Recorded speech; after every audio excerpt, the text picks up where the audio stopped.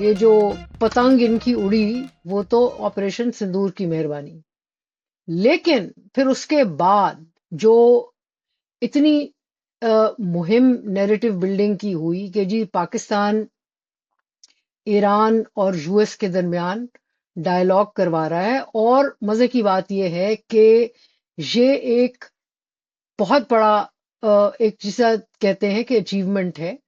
مزے کی بات یہ ہے کہ پارلیمنٹ جو ہے وہ اس سارے سسٹم کو اس نے اپنے کندھے پہ اٹھا لیا ہے.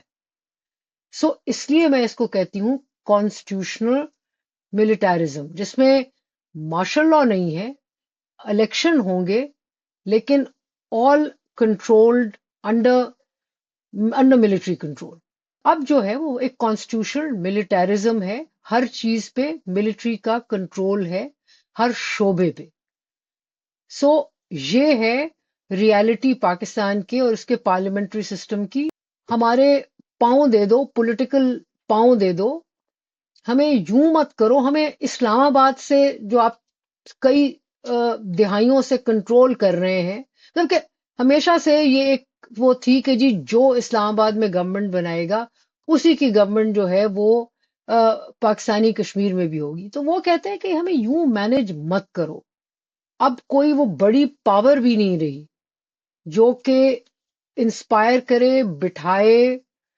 میں سمجھتی ہوں کہ یہ جو تھوڑا سا ہلجل ہوئی ہے، آر ایس ایس کے جو ڈپٹی ہیڈ ہیں انہوں نے بات کی ہے ٹریک 2 اور کہ بھی بات کرنی چاہیے، وہ یہ بھی I think may be it is inspired یا encouraged by United States. Field marshal Asim Munir کے جلوے ہیں.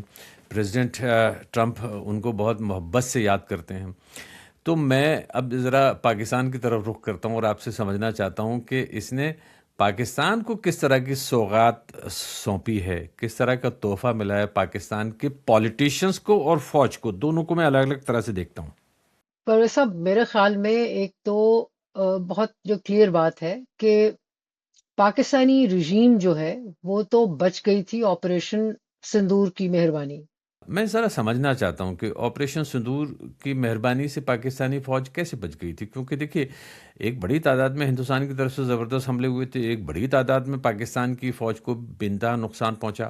ہندوستان میں جو نقصان پہنچا اس کی الگ کہانی ہے، لیکن یہ کہ پھر ایک بڑی تعداد میں ہندوستانی گورنمنٹ نے سب کے سامنے جا کر کہا کہ دیکھیے یہ 50 ایک بری لسٹ تھما دی کہ یہ سارے نقصانات ہوئے ہیں وغیرہ وغیرہ. تو آپ جب یہ کہتی ہیں کہ وہاں سے بچ گئی آپریشن سندور سے، وہ کیسے؟ دیکھیے بات یہ ہے کہ پاکستان ایک تو رسپونڈ کر سکا، 3-4 جو ہے جہاز مار گرائے. اور مزے کی بات یہ ہے کہ اس سارے آپریشن کا جو نیریٹو بلڈنگ ہے نا اس میں پاکستان کامیاب رہا. مطلب یہ کہ بھئی جس کا سودا جو ہے وہ ڈونلڈ ٹرمپ بیچ رہا ہو تو اور آپ کو کیا چاہیے. مطلب کہ بار بار وہ فگرز بتاتے تھے کہ جی 8 جہاز مار گرائے اتنے، جس میں کہ جس کی کوئی سرٹیفائی بھی نہیں کر سکتا تھا ان نمبرز کو، لیکن اس لیول پہ وہ پبلسٹی ہو رہی تھی. سو وہاں سے دیکھیں لمیٹڈ وار میں ایک بات بڑی پکی ہے کہ جب بھی انڈیا پاکستان کی لمیٹڈ وار ہوگی نا تو اس کا کوئی نتیجہ نہیں نکلے گا. یہ بات تو پکی ہے. یہ اب 65 اور 71 والی ڈسائسو یا ایون کارگل والی اب وہ والی وارز نہیں ہے. یہ نیوکلیر امبریلا کے انڈر لمیٹڈ آپریشنز جس میں دونوں اپنا اپنا کلیم کریں گے، لیکن کوئی ایک پارٹی جو ہے نا ڈسائسولی جیتے گی نہیں. یہ جو پتنگ ان کی اڑی وہ تو آپریشن سندور کی مہربانی. لیکن پھر اس کے بعد جو اتنی مہم نیریٹو بلڈنگ کی ہوئی کہ جی پاکستان ایران اور یو ایس کے درمیان ڈائلاگ کروا رہا ہے. اور مزے کی بات یہ ہے کہ یہ ایک بہت بڑا ایک جسے کہتے ہیں کہ اچیومنٹ ہے. یہ وہ نہیں ہے، دیکھیں ضیاء الحق، جنرل ضیاء الحق نے بھی امریکی جنگ لڑی تھی اور Soviet Union, former Soviet Union کے دانت کھٹے کیے تھے اور ان کو پیچھے دھکیلا تھا، اور فائنلی اس آپریشن کی وجہ سے نکلنا پڑا افغانستان سے سوویت یونین کو. یہ ایک ٹوٹلی اور معاملہ ہے. یہ ایک وہ والا کرائسس تھا جس میں ساری دنیا جس سے افیکٹ ہو رہی تھی، انڈیا بھی افیکٹ ہو رہا تھا. کیونکہ اگر یہ اگلے 2 3 یا 6 مہینے یہ کرائسس چلتا رہتا تو انڈین اکانومی، کہ باقی ملکوں کو چھوڑ دیں، انڈین اکانومی اتنی افیکٹ ہوتی. ہر جگہ انفلیشن کا مسئلہ، امریکہ میں انفلیشن کا مسئلہ. یہاں آ کے انہوں نے جو پیغام رسانی کی، ان سے بات کی، ڈونلڈ ٹرمپ کو کنونس کیا کہ بھائی ان پہ حملہ وملہ مت کرو، ان سے بات کرو. روز شہباز شریف یا فیلڈ مارشل صاحب یا جو انٹیریئر منسٹر ہیں جو ان کے پیغام رساں تھے، بھاگے جاتے تھے تہران، بھاگے جاتے تھے تہران سے لوگ آتے تھے. کانسٹنٹلی یہ کر کے ایک پاکستان کا جو رژیم کا امیج ہے نا، وہ بہت ایک طرح سے شائنی، بہترین نکلا ہے. اب اس میں آگے چل کے یہ ہے، اب میری کسی سے دوست سے بات ہو رہی تھی، میں نے کہا اچھا بھائی بہت مبارک، پیس کروا دیا. تو آگے جواب آیا کہ بھائی ملا کیا؟ ملا تو کچھ نہیں. فائنینشلی کوئی، جسے کہتے ہیں نا کہ کوئی ڈھیلا بھی نہیں آیا. تو تالیاں کیسے بجائیں؟ لیکن پھر ساتھ ہی جو ایکسپلینیشن تھی وہ یہ ہے کہ اتنا بڑا جو شائنی رول ہے وہ فائدہ رژیم کو یوں دے گا کہ اس کی ایکسیپٹیبلٹی دنیا بھر میں بڑھ گئی ہے. تو اس ایکسیپٹیبلٹی کو لے کے یہ ملک چلائیں گے.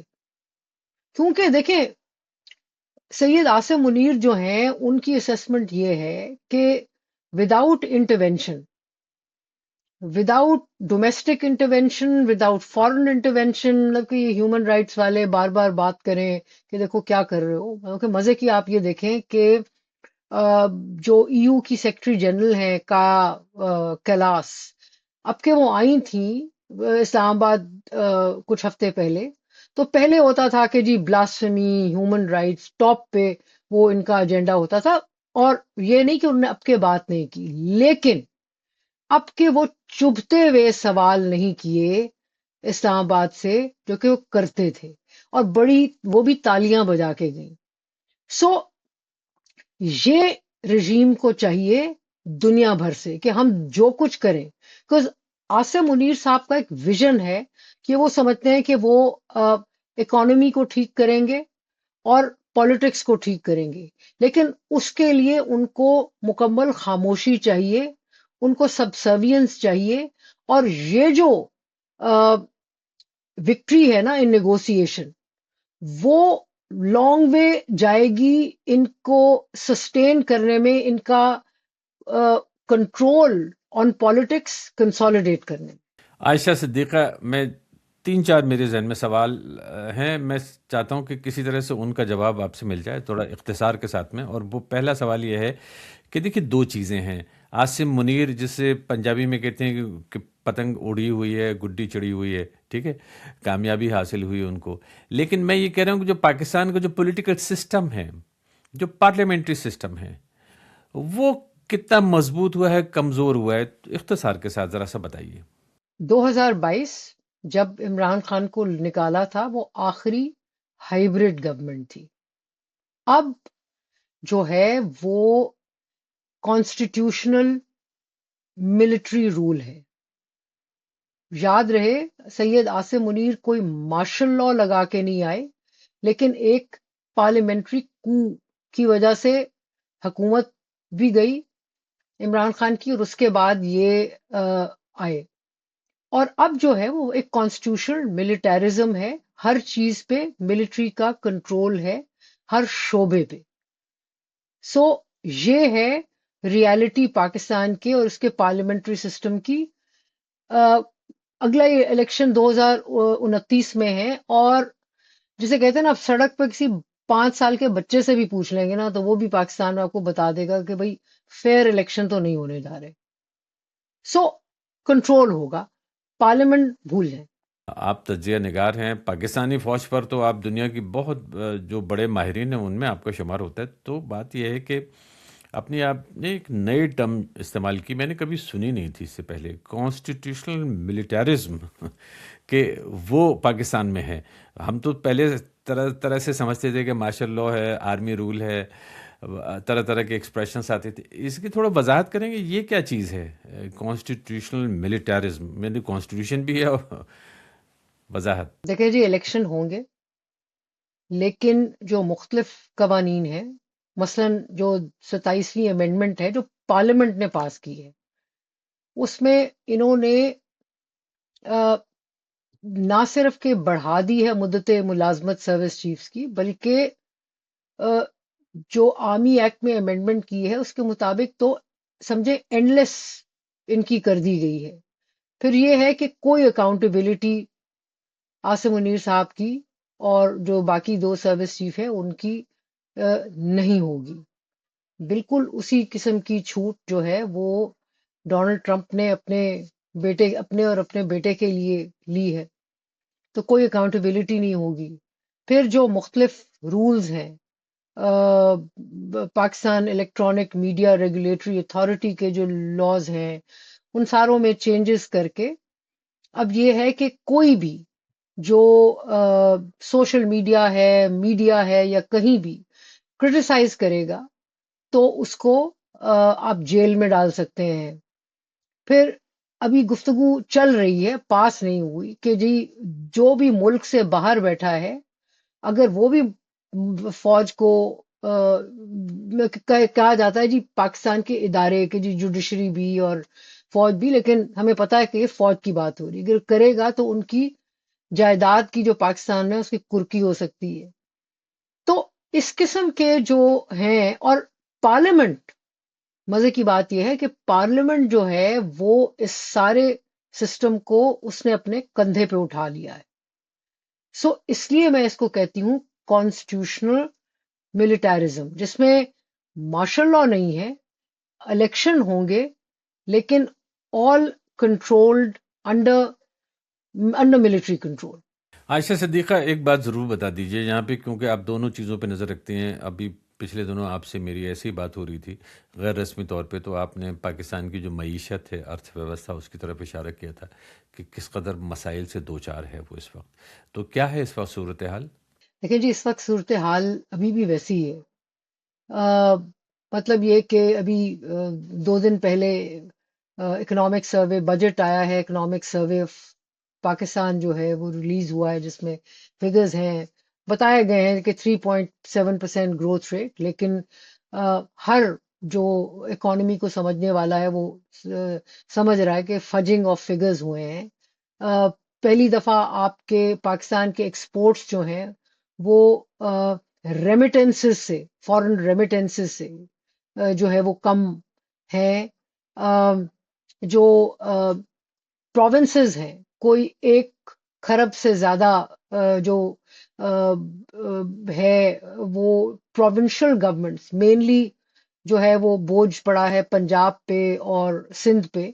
ان کے ڈیولپمنٹ بجٹ جو ہے اس سے پیسے نکال کے جو انہیں سرنڈر کیے ہیں وہ ڈیفنس بجٹ کی طرف گئے ہیں. سو ڈیولپمنٹ پہ جب خرچہ نہیں ہوتا تو ظاہر ہے لوگوں کی حالت جو ہے وہ مخدوش ہوتی ہے، مسائل جو ہیں وہ بڑھتے ہیں، اور لوگ اکنامکلی خوش نہیں ہیں. مائکرو اکنامک انڈیکیٹرز اچھے نہیں ہیں، مہنگائی ہے، بے چینی ہے، جس کی وجہ سے آپ یہ دیکھیں کہ ہر خطے میں، مطلب یہ کہ گلگت بلتستان میں بھی ایک ناخوشی ہے. آزاد جموں کشمیر، جسے ہندوستان میں پاکستان آکوپائڈ کشمیر کہا جاتا ہے، وہاں تو کلیشز ہو رہے ہیں، ہنگامے ہو رہے ہیں، اور وہ سارے ہنگامے جو ہیں وہ بالکل پیورلی گورننس ریلیٹڈ ہیں. بلوچستان میں حالات جو ہیں وہ اچھے نہیں ہیں. سو ایک تو آپ کا جو پچھلے سوال کی طرف جاتی ہوں، تو ان اکنامک حالات کی وجہ سے جو بھی لوگوں میں بے چینی ہے اور لوگ باہر نکلیں گے، تو اس پہ جو کریک ڈاؤن ہوگا، کیونکہ عاصم منیر صاحب نے تو کہہ دیا ہے کہ جی hard state, Pakistan will be a hard state. مطلب یہ کہ یہ ہیومن رائٹس اور اس قسم کی بکواس کرنا بند کرو. تو اس صورت میں جب یہ کریک ڈاؤن ہوں گے تو دنیا جو ہے وہ خاموش ہوگی، کیونکہ اتنا بڑا تو احسان کیا ہے رژیم نے، تو اب ان کو نکتہ چینی جو ہے وہ کیا کی جائے. آپ نے ابھی ایک اور بات کا ذکر کر دیا تھا، وہ یہ تھا کہ وہ جس کو ہندوستان پی او کے کہتا ہے، پاکستان آکوپائڈ کشمیر، ہندی میں کہتے ہیں پاک ادھکرت کشمیر، اور پاکستان اس کو آزاد کشمیر کہتا ہے. تو ہم یہ کہہ سکتے ہیں کہ جیسے بی بی سی میں ہماری پالیسی تھی کہ انڈین کشمیر، پاکستانی کشمیر، یہ کہہ کے جان بچاؤ اپنی. تو پاکستانی کشمیر میں جو مظاہرے ہوئے ہیں اور جس طرح کی خبریں آئی ہیں، ایک بڑی تعداد میں موتیں ہوئی ہیں. بی بی سی نے کنفرم کیا تھا ابھی پچھلے 4 دن پہلے کہ 22 لوگ اس پورے تصادم میں گئے. اس کے بعد اور بھی کیجولٹیز کی فگرز نکل کر آ رہی ہیں.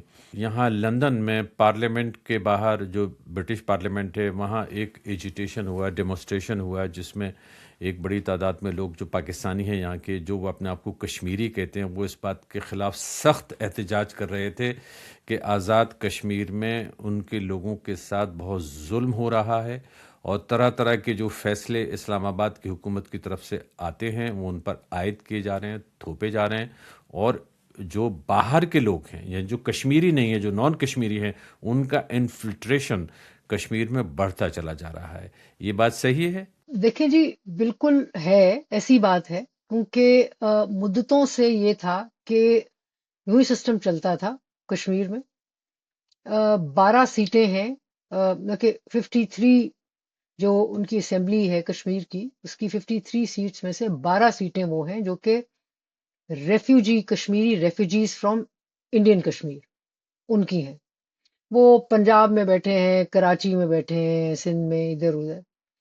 تو وہ سیٹیں ہوتی ہیں جو کہ ہمیشہ مینیپولیٹ کی جاتی ہیں، کہ ایم کیو ایم والا جو ہے وہ بھی، ان کے مہاجر قومی موومنٹ والا وہ بھی اس سیٹ پہ آ رہا ہے، کہیں کوئی آ رہا ہے. پھر ایک سیٹ ہے، 13ویں ایک سیٹ ہے جو کہ اوورسیز پاکستانی کی ہے، مینلی یو کے. تو اس میں ہوتا یہ ہے کہ حکومتیں مرضی سے بنتی ہیں، بگڑتی ہیں. یہ سلسلہ کب سے چل رہا تھا، لیکن اکانومی، لیکن اب پیٹ میں جب روٹی نہیں جاتی تو لوگ شور مچاتے ہیں نا. اینڈ ایک پوری جنریشن شفٹ بھی ہوتی ہے.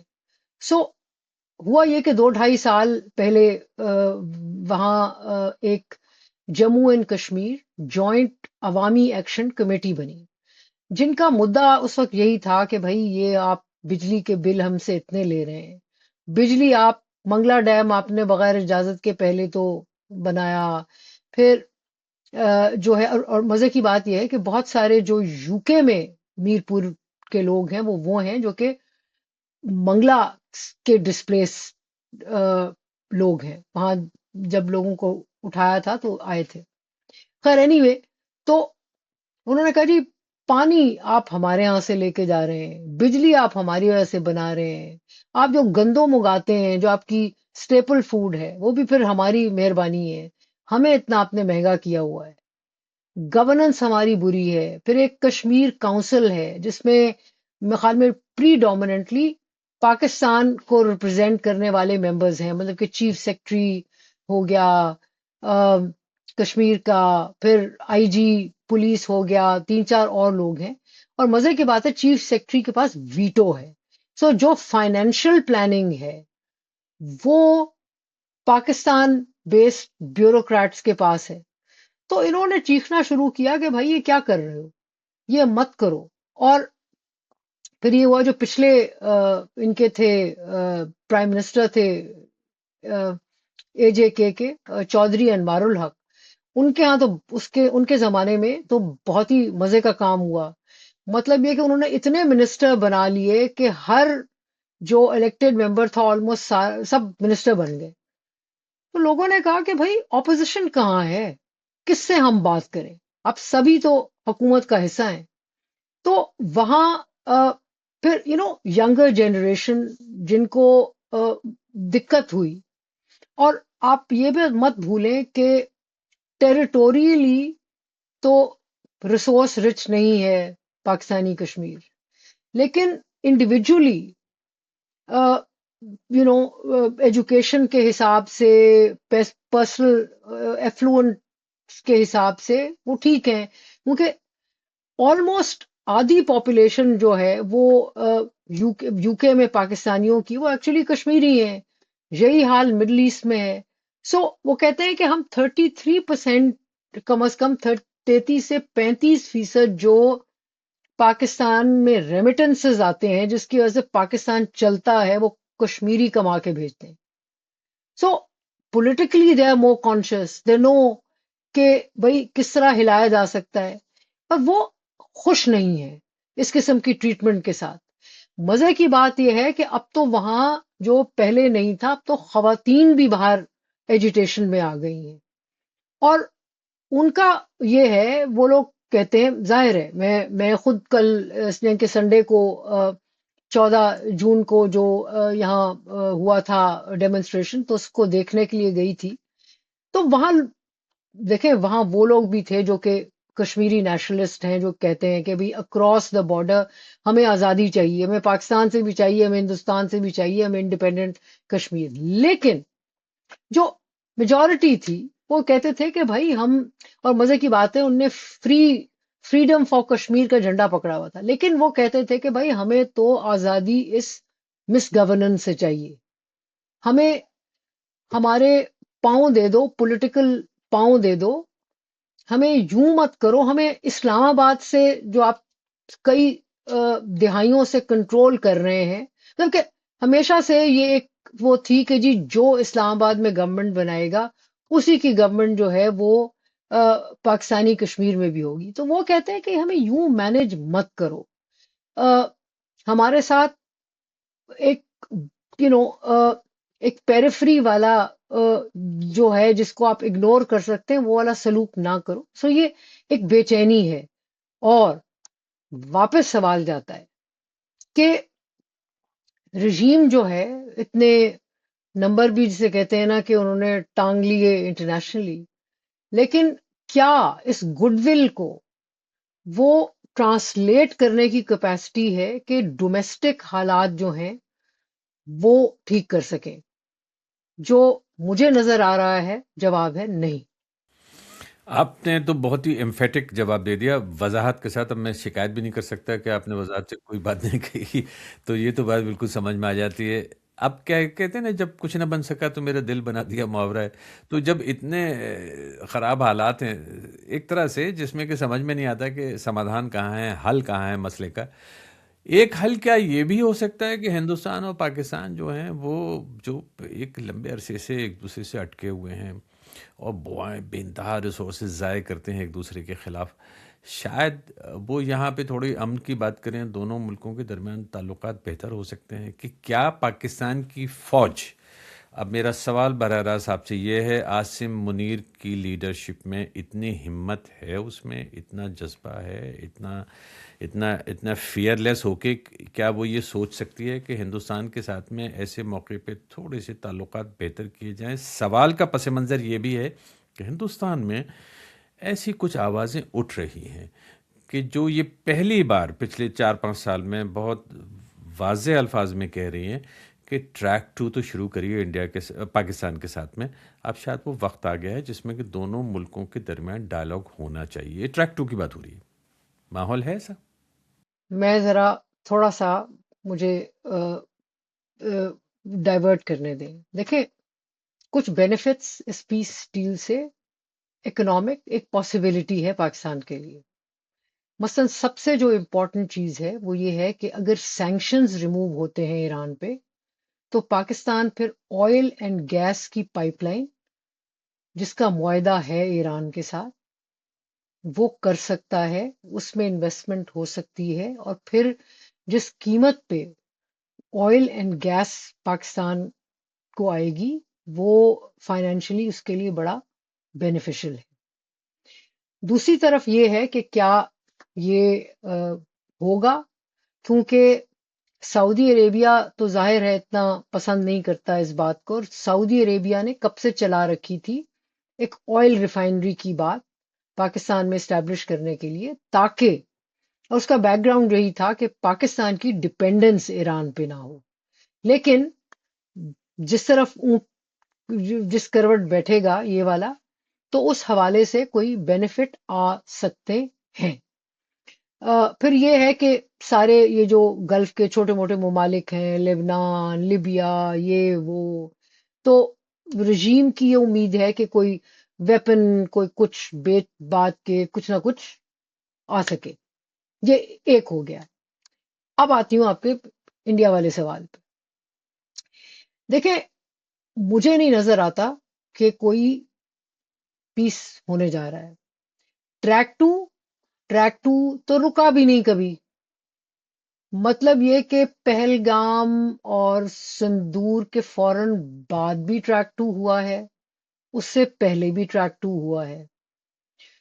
ٹریک ٹو میں جو مسئلہ ہے وہ ایک بڑا امبیلنس ہے، اور وہ امبیلنس یہ ہے کہ حالانکہ ٹریک ٹو جو آرگنائز مین جو ہے وہ ایک یونیورسٹی آف آٹوا والے کرواتے ہیں، ایک international institute of strategic studies یعنی کہ فارن آفس FCDO یو کے کا، ان کی انویسٹمنٹ ہوتی ہے. میرے خیال میں امریکہ کے نیشنل ڈیفنس یونیورسٹی، ادھر سے بھی کچھ پیسے آتے ہیں. وہ ٹریک ٹو کبھی رکے نہیں. مسئلہ یہ ہے کہ اس میں جو ہندوستانی پارٹیسپینٹس موسٹلی آتے ہیں وہ ہیں جن کا BJP گورنمنٹ سے کوئی ایسا پکا اور مضبوط رشتہ نہیں ہے. Pakistani participants on the other hand وہ موسٹلی وہ ہیں جن کے جو اسٹیبلشمنٹ کی آشیرواد سے آتے ہیں. سو ٹریک ٹو تو ہوتا رہا ہے، ابھی بھی ہونے جا رہا ہے 22-23 جون کو پھر ہے. لیکن چیزیں وہیں پھنسی ہوئی ہیں نا. پانی کا ایشو ہے جو کہ پاکستان کے لیے بڑی بودریشن ہے. اور یہ نہیں کہ انڈیا کے لیے مسائل نہیں ہیں، بلکہ جو سندور کے بعد پاکستان نے انڈیا کی ایئر سپیس بند کی ہے، اس کی وجہ سے ایئر انڈیا اور باقی ایئر لائنز کو بہت نقصان بھی ہو رہا ہے. سو ایک بینیفٹ بھی ہے اگر ہوتا ہے ٹریڈ وغیرہ وغیرہ. لیکن میں سمجھتی ہوں کہ ایک چیز ضروری ہے وہ سمجھنا، وہ یہ ہے کہ پچھلے جو 3-4 سالوں میں ایک تبدیلی آئی ہے ہندوستان اور پاکستان میں، وہ یہ ہے کہ اب جو سینئر لیڈرشپ ہے دونوں سائڈوں پہ، وہ لوگ ہیں جن کی کوئی میموری نہیں ہے ایک دوسرے کے ملک کی. دیکھیں، ضیاء الحق ہاک تھا، لیکن سینٹ اسٹیون کالج میں پڑھا ہوا تھا، جالندھر سے فیملی تھی، کوئی اچھی بری یادیں تھیں. جنرل مشرف دلی. یہاں مسئلہ یہ ہے کہ جنرل صاحب سید عاصم منیر جو ہیں وہ اس خطے سے ہے، ان کا خاندان جو کہ ہمیشہ پاکستان ہی میں جو حصہ 47 کے بعد پاکستان ہی رہا. سو ان کی جو میموری ہے وہ برے نیریٹو کی ہے، لیکن کوئی ہمسائے، کوئی ہندو، کوئی سکھ، کوئی مسلمان ہمسائے 47 سے پہلے کوئی ابا یاد کرتے ہوں کہ وہ فلانا تھا، ایسے قصے انہوں نے نہیں سن رکھے. It has an effect. میں سمجھتی ہوں کہ اگر آپ کی میموری نہ ہونا تو پھر اس قسم کی شیئرڈ میموری، تو پھر آپ اور طریقے سے سوچتے ہیں. تو ایک تو وہ نہیں ہے، اور اب تو ویسے بھی وہ زیادہ کانفیڈنٹ فیل کر رہے ہیں کہ ہم نے تو ان کا کہنا یہ ہے کہ ہم نے ایک جنگ ہندوستان سے جیتی ہے. دیکھیں، ایک چیز مان کے چلنے کی بات یہ ہے کہ ابھی جو ریپوزیشننگ اگلے 2-3 سال میں ہوگی، ٹرمپ اگر مڈ ٹرم ہار بھی جاتے ہیں تو اپنی مدت تو پوری کر کے جائیں گے نا. لیکن یہ ہے کہ ایران یو ایس کی جنگ کی وجہ سے کوئی بالکل اتھل پتھل سارا ہو گیا ہے. یوکرین والا بھی مسئلہ ہے. یورپ جو ہے وہ امریکہ سے ہٹ کے سوچ رہا ہے. دنیا جو ہے جو پہلے ایک یونیلیٹرل پاور کے گرد گھوم رہی تھی، اب وہ اور تو ایک نیا ایرا، کہ ہم ایک ایرا سے دوسرے ایرا کی طرف جا رہے ہیں. اور اس میں یہ جو سچویشن ہے جس میں ڈونلڈ ٹرمپ کا فیلڈ مارشل کے ساتھ جو رابطہ ہے، یہ وہ چاہے وہ ٹیمپرری ہو، لیکن میں سمجھتی ہوں کہ اس وقت انڈیا کی وہ پوزیشن ہے جس میں وہ ایک جو ایک سینٹرل جو ایک پوائنٹ تھا نا جہاں کھڑا تھا ہندوستان، وہ نہیں ہے. اب اس کا ضروری مطلب یہ نہیں ہے کہ وہ کہیں کہ اچھا جی اپنے جو ان کے ایشوز ہیں ان پہ سمجھوتا کر لیں، لیکن میں سمجھتی ہوں کہ مودی جی کی جو حکومت ہے وہ بھی انکلائن نہیں ہوگی کہ اس سچویشن میں وہ کوئی میجر چینج کریں، کیونکہ دونوں جگہوں پہ دونوں ممالک میں ایک ہی جیسا موڈ ہے، بلکہ میں سمجھتی ہوں کہ بدتر موڈ ہے. اور جو اور گھبرانے کی بات ہے وہ یہ ہے کہ اب کوئی وہ بڑی پاور بھی نہیں رہی جو کہ انسپائر کرے، بٹھائے. میں سمجھتی ہوں کہ یہ جو تھوڑا سا ہلجل ہوئی ہے، آر ایس ایس کے جو ڈپٹی ہیڈ ہیں انہوں نے بات کی ہے ٹریک 2 اور کہ بھی بات کرنی چاہیے، یہ بھی I think may be it is inspired یا انکریجڈ بائی یونائٹیڈ اسٹیٹس کہ بھائی کر لو بات، لیکن بات کرنے والی دونوں طرف کو ہے نہیں. آپ نے اشارہ کیا تھا آر ایس ایس کے لیڈر کی جانب، وہ تقریباً جنرل سیکرٹری کا درجہ رکھتے ہیں، دتاتریہ ہوس بولے ہیں، بہت پاورفل آدمی ہیں. اور انہوں نے اس طرح کا اشارہ کیا تھا ابھی مئی کے مہینے میں سن 2026 میں کہ دونوں دیشوں کے درمیان بات چیت تو ہو سکتی ہے، سمواد ہو سکتا ہے. اور یہ بہت بڑا اشارہ تھا، اس کو ہم اگنور نہیں کر سکتے. اس کے علاوہ جو آرمی کے فارمر چیف ہیں انہوں نے بھی ایک اسی طرح کی بات کہی تھی کہ عام طور پہ کیا ہوتا ہے کہ اس طرح کی بات بھی کہنی جو ہے وہ بہت مشکل تھی. اب سے 3 مہینے پہلے گناہ تھا، بہت بڑا پاپ ہو جاتا اگر کوئی ایسی بات کہہ دیتا ہے پاکستان کے ساتھ میں ڈائلاگ ہو سکتا ہے، سماد ہو سکتا ہے. لیکن اب لوگ یہ کہہ رہے ہیں. ہندوستان میں ایسا ماحول ہے. ٹریک 2 جس کی طرف آپ نے اشارہ کیا کہ اس کی کہیں کچھ میٹنگیں ہو رہی ہیں، میری بھی جو چھٹی حصے 6 سینس یہ کہتی ہے کہ کہیں نہ کہیں سینئر لیول پہ شاید وہ اسٹیٹس تھوڑا سا بڑھ رہا ہے ٹریک 2 کا. اس میں کچھ ایسے لوگ انوالو ہو رہے ہیں جو گورنمنٹ کی طرف سے، انڈیا کی طرف سے، جیسے ابھی آپ نے اشارہ کیا تھا نا کہ ایسے کچھ لوگ نہیں ہیں، کچھ سو کالڈ جو لیفٹسٹ ہیں یا پروگریسو ہیں انڈیا کی طرف سے وہ آ رہے ہیں ٹریک 2 میں. شاید ہو سکتا ہے کہ ایسے لوگ بھی اب اس میں شامل، میں کہہ رہا ہوں شاید، کوئی یقین سے کوئی نہیں کہہ سکتا ٹریک 2 وغیرہ کے بارے میں، لیکن ایسی کچھ سگبگاہٹ ہے. اس لیے اب سے میں نے یہ سوال کیا تھا. اور ایسا نہیں ہے کہ اس سوال کو میں یہیں پہ چھوڑ دوں گا. میں نے ایک اور ہمارے ایک ایکس ایمبیسڈر ہیں انڈیا کے، ان کے ساتھ میں ایک پوڈ کاسٹ فکس اپ کر رکھا ہے اسی تھیم پہ. آپ وہ سنیے گا، اس سے شاید آپ کو اندازہ ہو کہ آخر اگر یہ ٹریک 2 ہے تو کہاں ہو رہا ہے. 1-2 لوگ جو ٹریک 2 میں حصہ لے چکے ہیں، میں ان سے اکثر باتیں کرتا رہتا ہوں، سمجھتا رہتا ہوں کہ معاملہ کہاں تک پہنچا. Ayesha Siddiqa, it's such a pleasure always to talk to you. اور ساتھ میں جب آپ میرے کسی بھی پوڈ کاسٹ میں آتی ہیں، کوئی پوڈ کاسٹ میرا اتنا مقبول نہیں ہوتا جتنا وہ مقبول ہوتا ہے جس میں عائشہ صدیقہ ہوں. خدا جانے یہ کیا رشتہ ہے آپ کا ہماری آڈینس کے ساتھ، بتا سکتی ہیں؟ میرے خیال میں جی یہ ہے کہ شاید میں کوئی لگی بندی نہیں رکھتی، بات کر دیتی ہوں اور لوگ سننا چاہتے ہیں پاکستان سے بھی ان لوگوں کو جو کہ انڈیپینڈنٹ ہوں اور دونوں طرف کی بات کر سکیں یا دونوں کو بات لگا سکیں. بہت بہت شکریہ. Thank you.